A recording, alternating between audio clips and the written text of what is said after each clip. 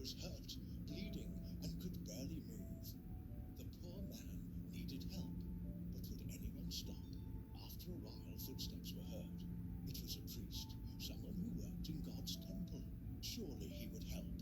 But when the priest saw the hurt man, he stopped for a moment, then walked right to the other side of the road. He didn't even stop to check. Maybe he was too busy. Maybe he was afraid. But he walked away and left the man there.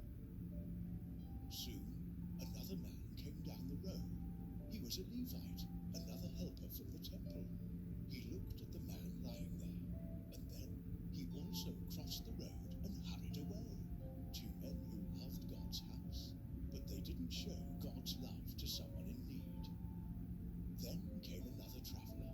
He was from a place called Samaria, so people called him a Samaritan.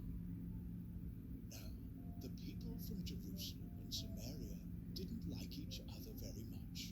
They usually didn't even talk.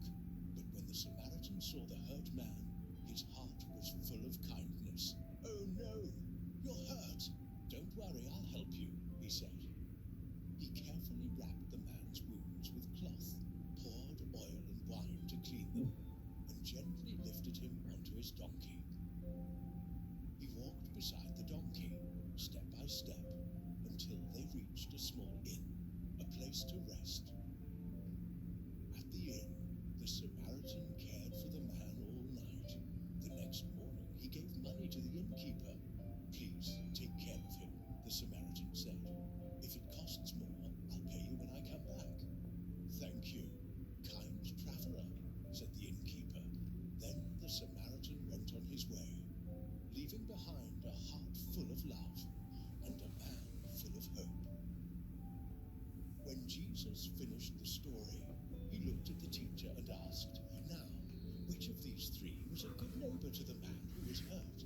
The teacher thought for a moment and said, "The one who helped him, the Samaritan." Jesus smiled and said, "That's right. Go and do the same." Jesus wanted everyone, even us today, to understand something very special. Being a neighbor isn't just about living next door. It's about showing kindness and love to anyone who needs it. Maybe someone in your school is feeling sad or alone. Maybe someone dropped their books or doesn't have anyone to play with.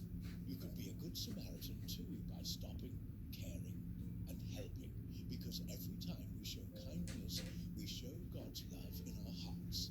So kids, remember,